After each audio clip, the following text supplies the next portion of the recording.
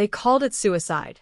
Roman Caldwell, shipping magnate, ice in his veins, had hired the most expensive divorce assassin in Manhattan, Declan Warwick, the lawyer who turned wives into cautionary tales. Roman leaned back in his Brioni suit, sipping courthouse coffee like it was vintage Bordeaux, and whispered loud enough for the first 3 rows to hear, "Watch her cry in 5 minutes. She still thinks this is the good wife." He never noticed the storm behind her eyes. Isabella Caldwell stood alone at the petitioner's table, no paralegals, no banker boxes, just one thin folder, and the kind of quiet that makes court reporters stop chewing gum. Judge Marisol Vega, legendary for eating egos for breakfast, fixed Isabella with a stare sharp enough to shave with. "Mrs. Caldwell, last warning. You're about to fight a Navy SEAL with a plastic spoon. Take the settlement, $2 million and the Hamptons condo, or withdraw." Isabella met her gaze. "I'll keep the spoon, Your Honor." Roman's opening statement was silk and venom. He built Caldwell Maritime from a single rusty freighter into a fleet that moved half the cargo on the eastern seaboard while Isabella redecorated and rescue-dogged. A bulletproof prenup sealed the deal. Done. Then Isabella opened her folder and slid a single photograph across the bench.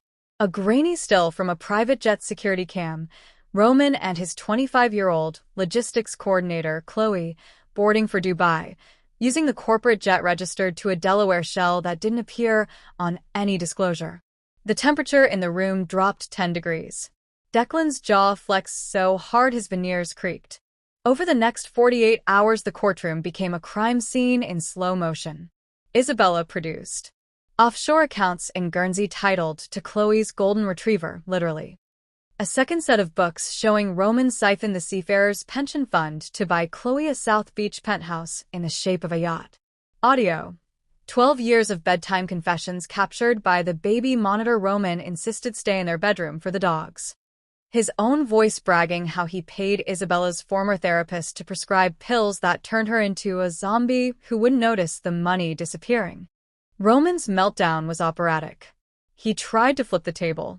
Bailiffs sat on him. Declan requested a mistrial, citing surprise deepfakes. Judge Vega laughed out loud, an actual laugh, and told him to sit down before she held him in contempt too. When U.S. Marshals marched in to arrest Roman for pension fraud and wire fraud, he was still screaming that Isabella was too stupid to spell Excel.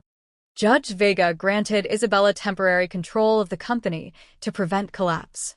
"Congratulations," she said dryly. "You just inherited a Shark Tank wearing a prom dress." That night, alone on the 57th floor, Isabella found the safe behind the oil painting of Roman's first ship. Inside, a burn book bound in navy leather. Page 87, dated the week Roman proposed. "Old man Moretti won't sell the last pier. Accident arranged. Daughter inherits. Married daughter own pier. Clean." Her father hadn't died of a heart attack on the docks.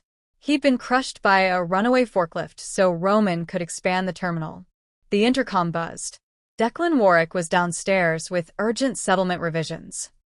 Isabella's pulse thundered in her ears. She pocketed the ledger, started a voice memo on her phone, and slid a collapsible baton up her sleeve. "Send him up." Declan stepped off the private elevator in a black trench coat, eyes bloodshot, holding a crystal tumbler he'd helped himself to. "Give me the book, Isabella, or you vanish like Daddy did." She tossed the ledger toward the windows. He lunged. She cracked the baton across his wrist. Bones snapped like dry kindling. He roared, swinging the broken tumbler. She ducked, kicked his knee sideways, and ran. The building locked down at midnight. She was trapped 57 floors up with a wounded predator.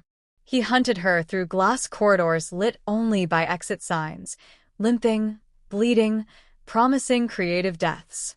She hid inside the boardroom, phone live streaming to the FBI tip line she'd called 30 seconds earlier. Declan smashed the door open, glass dagger raised. Floodlights exploded through the windows. A helicopter hovered outside, sniper red dots dancing on Declan's chest. Black-clad agents rappelled through the shattered glass like avenging angels. They took him alive. Barely. For months later, Isabella stood on Pier 39, the one her father died for, watching the sunrise paint the water gold.